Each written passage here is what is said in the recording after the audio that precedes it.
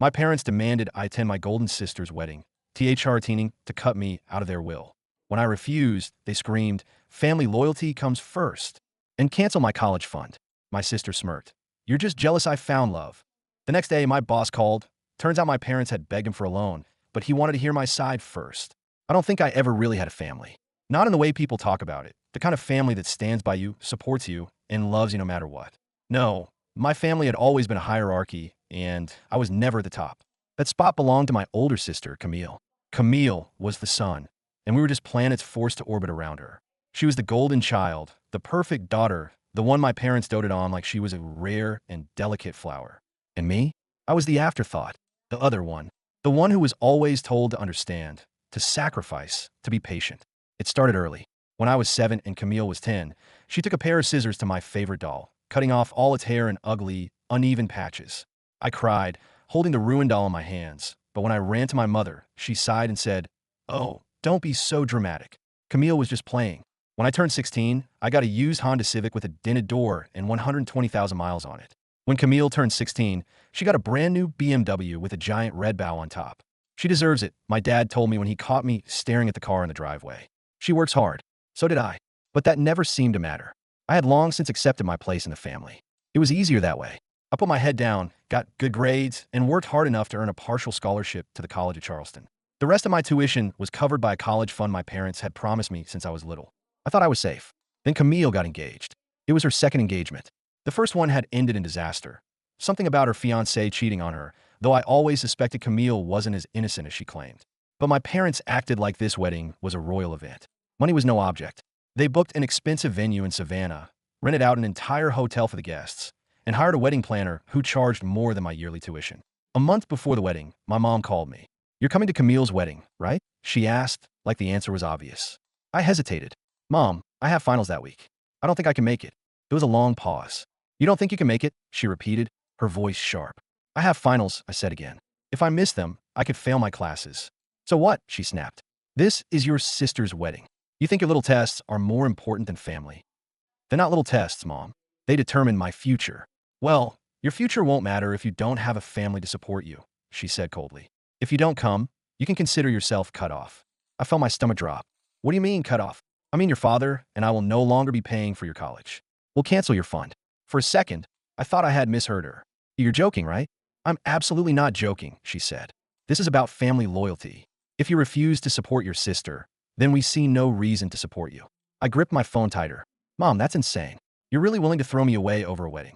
Your sister has always been there for you," she lied. "She loves you, and this is how you treat her." I almost laughed.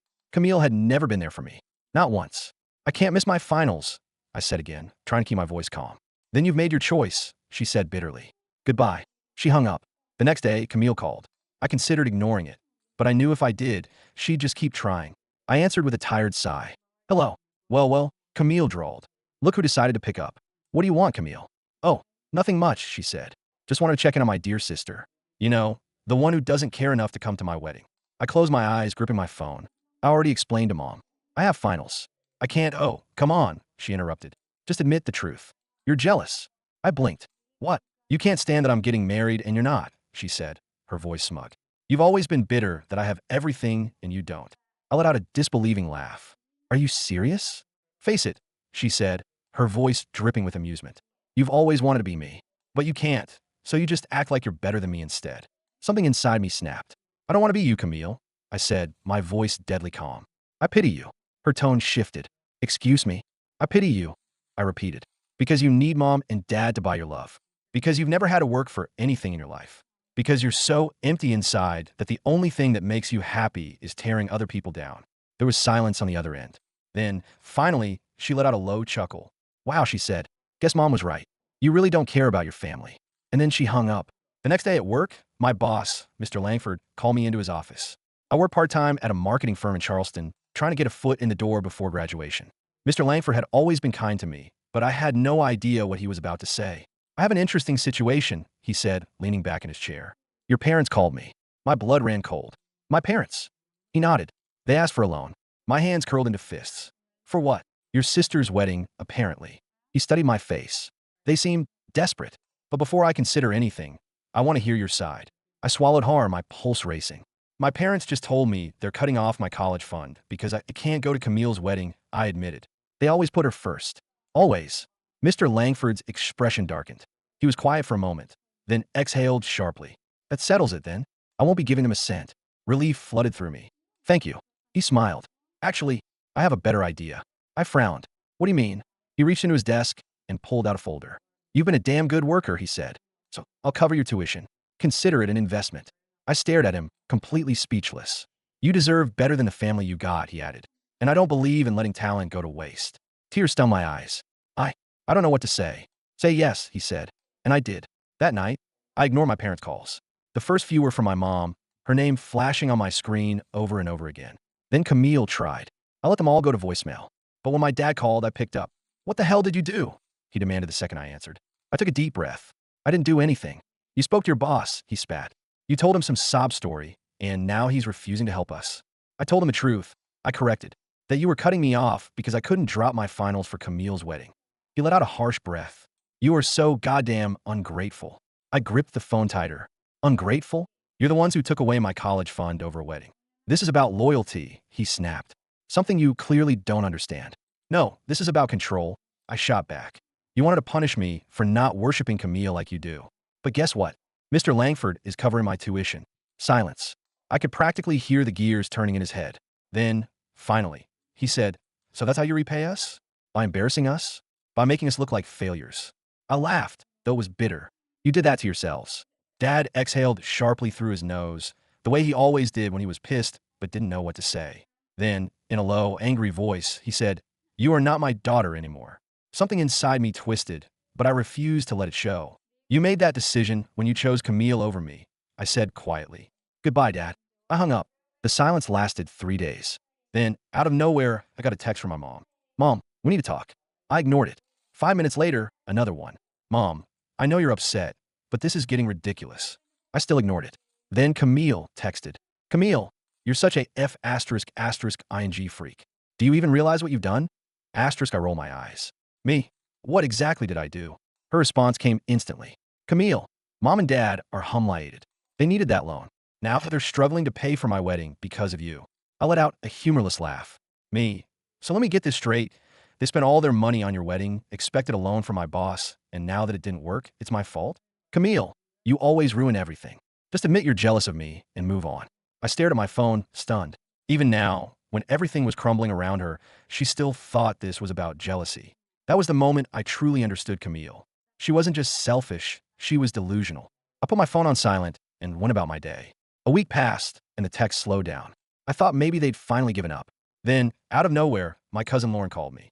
Hey, she said, her voice low with excitement. Are you sitting down? I frowned. Why? Because the wedding is a **ing disaster. I blinked. Wait, what? Lauren was Camille's maid of honor, though she had confessed to me long ago that she couldn't stand her. We weren't super close, but we got along well enough. What happened? I asked. Oh my God, where do I even start? Lauren laughed. Okay, so first of all, they had to downgrade the venue because they couldn't afford the original one anymore. It's still nice, but definitely not the princess fantasy Camille wanted. I smirked. But the real disaster? Your parents' credit cards kept getting declined. Like in front of people. For the catering, for the flowers, hell, even for the **ing cake. My jaw dropped. Camille had a full meltdown in the middle of the reception hall. Lauren continued. She was screaming at them, saying they ruined everything, and that it was the most embarrassing day of her life. I nearly choked on my own laughter. And then, get this, she called you a selfish, vindictive brat in front of the entire bridal party. I raised an eyebrow. Oh, so I somehow caused their credit cards to get maxed out?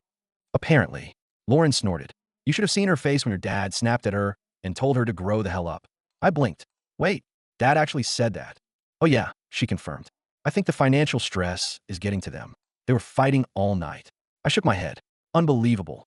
Oh, and here's the best part, Lauren added. Camille's new husband? Yeah, he looked like he wanted to bolt the entire time. I grinned. Can't say I'm surprised.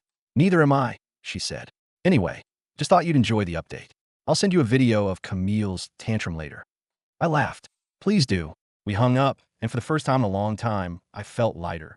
I thought that was the end of it. I thought they'd finally leave me alone. I was wrong. A week after the wedding, my mom called again. I debated ignoring it, but ultimately picked up. What? I said flatly. She sighed. Is that really how you talk to your mother? I didn't respond. She hesitated before saying, "Your father and I have been talking, and we think it's time to put all this behind us." I almost laughed. "You mean after you cut me off, try to blackmail me, and blame me for Camille's wedding disaster?" Mom cleared her throat. "We just think it would be best if we move forward." I shook my head. "You don't actually want to move forward. You just want money." Silence. I scoffed. "That's what this is really about, isn't it? You spent everything on Camille's wedding, and now you're desperate." "That's not." "I'm done, Mom." My voice was firm. "I'm done being treated like I don't matter. I'm done being your second choice. And I'm definitely done being your backup plan when you run out of money." Her tone turned sharp. "You're making a mistake." "No," I said. "You made the mistake when you chose Camille over me for the millionth time." Then I hung up. For good. After I hung up on my mom, I expected silence. I expected them to finally give up, to let me go. But I should have known better. The next morning, I woke up to a long text from my dad. "Dad, you've really disappointed us. After everything we've done for you, this is how you repay us? We raised you, fed you, gave you a roof over your head, and you turned around and stabbed us in the back." I sighed. "Here we go." Another text followed. "Dad, your mother is heartbroken. She hasn't been able to sleep since your little stunt. I hope you're happy. You're killing your own mother with stress." There was the classic guilt trip. I could practically hear his voice in my head, dripping with self-righteous anger. But I didn't fall for it this time. I ignored him. A few hours later, my mom texted, "Mom, if you don't want to talk to us, fine. But Camille needs you." I frowned. Camille needed me? For what? "Mom, she's struggling. She's under a lot of stress. It would be nice if you showed some compassion." I actually laughed. Compassion? For Camille? The same sister who had smirked when my college fund got ripped away? The same sister who called me jealous and a loser? I left her to read. But that was just the beginning. A few days later, there was a knock at my apartment door. I wasn't expecting anyone, so I peeked through the peephole. "Camille." I debated pretending I wasn't home, but she knocked again, louder this time. I sighed and opened the door just enough to glare at her. "What do you want?" She didn't smirk this time.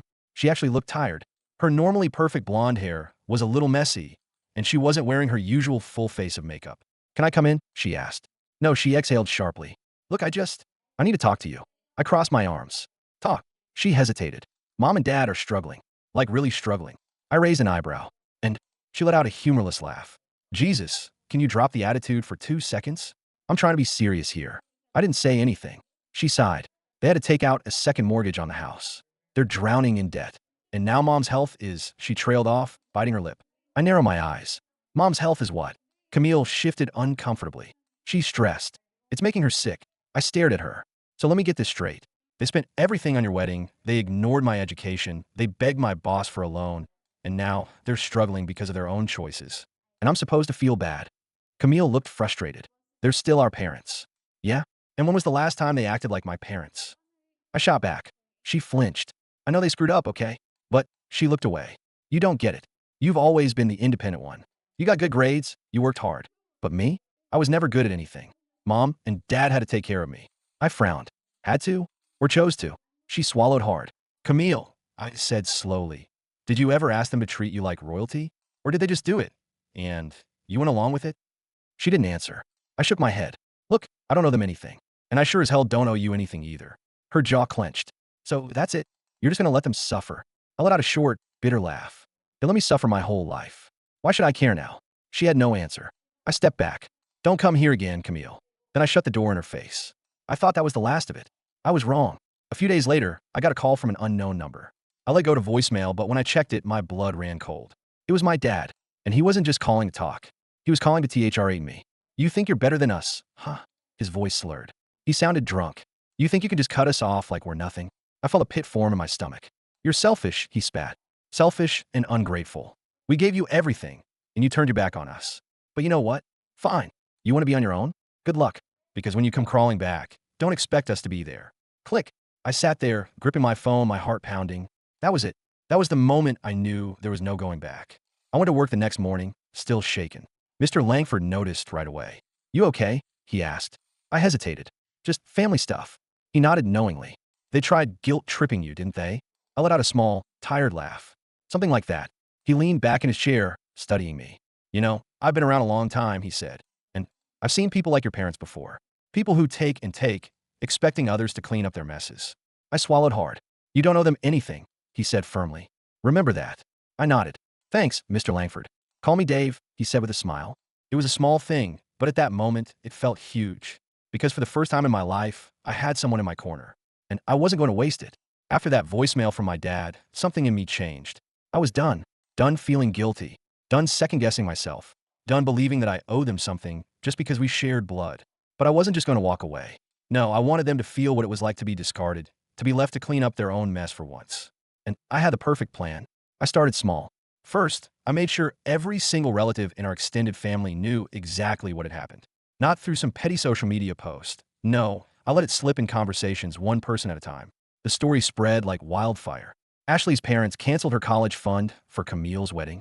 They tried to scam her boss for money. They THR-teened to cut her off, but now they're broke. Soon, I started getting texts from aunts, uncles, even distant cousins who barely knew me. Some were supportive. Others were in disbelief. And a few, especially the ones who had always seen through my parents' favoritism, were outright furious on my behalf. But I wasn't done yet. One thing my parents had never expected, that I'd actually get smarter with money. They had spent years teaching Camille that financial responsibility didn't matter because they'd always bail her out. Me, I had learned the opposite. Since starting my part-time job, I've been quietly saving up. I had just enough in my personal savings to move into a better apartment, one where my parents had zero access to my address. I made sure my mail was redirected, changed my phone number. Then I made it official. I went to the College of Charleston's financial office and had my parents removed as authorized contacts. They would no longer be able to access my records, pretend they still had control over my education, or use me as some kind of pawn in their games. Next, I updated my emergency contact to Mr. Langford. Sorry, Dave. He was honored. And for the final step, I went to the bank and made sure my parents were no longer tied to any of my financial accounts. No more co-signing privileges. No more access. I cut them off completely. I didn't tell them. I waited. It took exactly 2 weeks before my dad realized what I'd done. What the hell did you do? His text screamed at me one afternoon. I smirked. Me, I don't know what you mean. Dad, the bank says we're not on your accounts anymore. Me, oh yeah, that was intentional. There was a long pause before another text came through. Dad, this is going too far. We are still your parents. We deserve some respect. Me, like the respect you gave me when you took away my college fund? Dad, that was different. Me, was it? No response. I thought that would be the end of it. But no, Camille was about to make things worse for them. A month after the wedding, I got another call from Lauren, my cousin. Oh my God, she said, laughing so hard she could barely speak. You're going to love this. What happened now? I asked, already amused. So, you know how Camille's husband, Tyler, comes from money? Well, turns out his family is the complete opposite of yours. They believe in working hard and being responsible. I raised an eyebrow. Okay, well, Tyler's parents found out about Camille's spending habits, Lauren said, and they're pissed. Apparently, she blew through half the wedding gifts money in a month. Like maxed out their credit cards on designer clothes, spa trips, and some ridiculous luxury vacation. I laughed. Wow, that's honestly not surprising. Oh, it gets better, Lauren continued. Tyler's dad called a family meeting to address the spending. And when he found out Camille's financial habits came straight from your parents. What happened? I asked, already grinning. He told Tyler he was cutting them off. I nearly dropped my phone. Wait, you're telling me Camille just lost her golden parachute? Yup, Lauren said gleefully. Tyler was pissed. He started yelling at Camille in front of everyone about how she lied about being responsible and how she expected him to fund her lifestyle. It was a mess. I leaned back in my chair, grinning. And my parents? Lauren snorted. Oh, they tried to defend Camille, but Tyler's dad shut them down so fast. He basically told them, you raised a spoiled brat, and that's not my son's problem. I laughed so hard I had to wipe away tears. For years, Camille had gotten everything she wanted. Now, she was finally dealing with the consequences of her actions. And my parents? They had bet everything on her, only to watch her sink. A month later, I got the last message I would ever receive from my parents. Mom, we need help. Mio, Mom, your father lost his job. Camille and Tyler are struggling. We might lose the house. I stared at the text, feeling nothing. Not anger, not satisfied, just peace. I took a deep breath and typed my final message. Me, family loyalty comes first, right? Then I blocked them. I graduated from college, thanks to Dave's support. I worked my way up in the company, proving that I wasn't just a charity case. I was damn good at what I did. Camille and Tyler? Their marriage lasted a year and a half before Tyler finally divorced her. She had no job, no savings, and no idea how to function in the real world. And my parents?